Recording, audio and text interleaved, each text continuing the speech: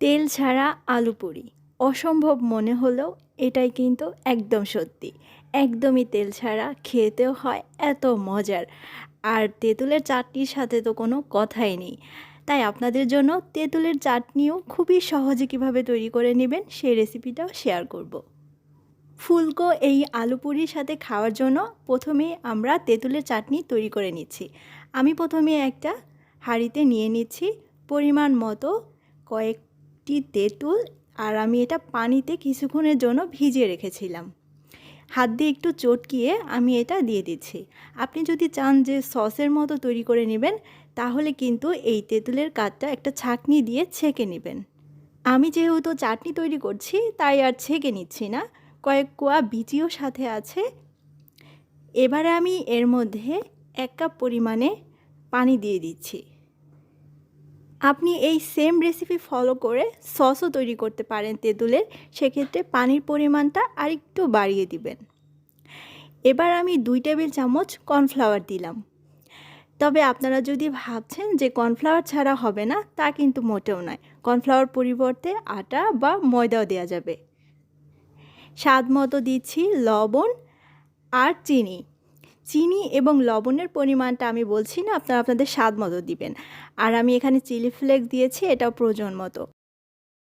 আস্ত জিরে, আর এই জিরে আমি শুকনো প্যানে হালকা টেলে নিয়েছি যাতে করে মুচমুচে হয়, আর গরম থাকতে থাকতে হাত দিয়ে এভাবে করে একটু ডলে নিয়েছি। এবারে সব কিছু একসাথে ভালো করে আগে মিশিয়ে নিতে হবে, আর তারপরে চুলায় বসিয়ে দিতে হবে। আর অবশ্যই অনবরত কিন্তু এটা নেড়েচেড়ে যেতে হবে। খুব দ্রুতই কিন্তু এটা ঘন হয়ে আসবে। এ পর্যায়ে আপনি লবণ এবং চিনির স্বাদটা বুঝে প্রয়োজনে অ্যাডজাস্ট করে নেবেন।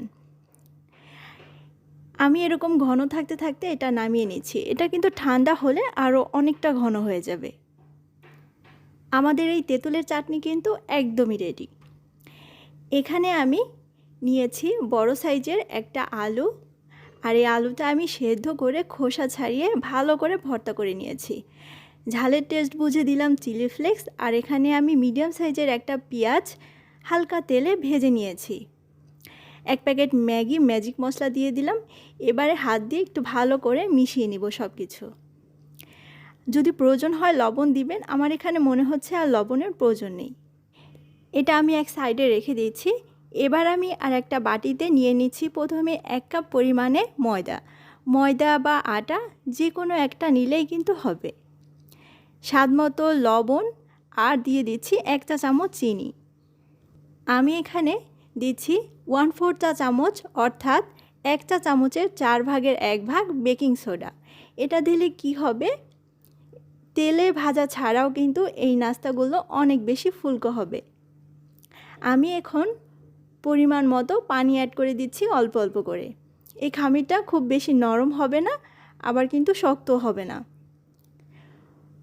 মোটামুটি সফট একটা খামির আমরা তৈরি করে নিয়েছি, আর একটু ভালো করে কিন্তু মথে নিতে হবে। এবারে ছোট ছোট করে লেচি কেটে নিচ্ছি। এই পরিমাণ ময়দায় আমার এখানে 8টার মতো হয়েছে। এবারে আমি হাত দিয়ে এভাবে করে রুটির মতো করে বানিয়ে নিচ্ছি।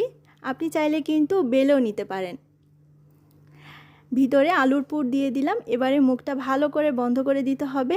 তারপরে আমি হাত দিয়ে চেপে চেপেই এই পুরি শেপ বানিয়ে নিচ্ছি। আপনি চাইলে কিন্তু বেলেও নিতে পারেন হালকা করে। সাইড দিয়ে কিন্তু জোরে জোরে চাপ দেওয়া যাবে না, তাহলে কিন্তু ভিতরে পুরটা বের হয়ে আসবে। মাছ দিয়ে হালকা করে এভাবে চাপ দিলেই কিন্তু ইজিলি কিন্তু পুরির শেপ চলে আসবে। সবগুলি আমি এভাবে বানিয়ে নিলাম। প্রথমেই প্যান মিডিয়াম আঁচে গরম করে নিব, আর তারপরে চুলার আঁচ একদম লোতে করে দিয়ে কিংবা লো থেকে সামান্য একটু বাড়িয়ে দিতে হবে। এবারে ঢাকনা দিয়ে ঢেকে রাখছি মিনিমাম 5-6 মিনিটের মতো।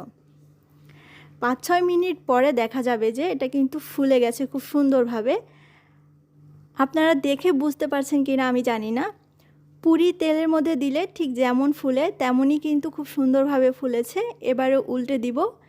এবারে জাস্ট 2 থেকে 3 মিনিটের মতো রাখলেই হবে, আর তারপরে আমি এটা প্যান থেকে তুলে নিচ্ছি, আর বাকিগুলো তৈরি করে নিচ্ছি। বাকিগুলো কিন্তু আরও বেশি ফুলেছে। তেল ছাড়াই যে এমন মজাদার একটা নাস্তা তৈরি করা যায়, এটা বানিয়ে না খেলে কিন্তু বুঝতেই পারবেন না। আমার কাছে খেতে খুবই ভালো লেগেছে। আপনারাও বাসায় ট্রাই করে দেখুন, ইনশাআল্লাহ আপনাদেরও খুবই ভালো লাগবে।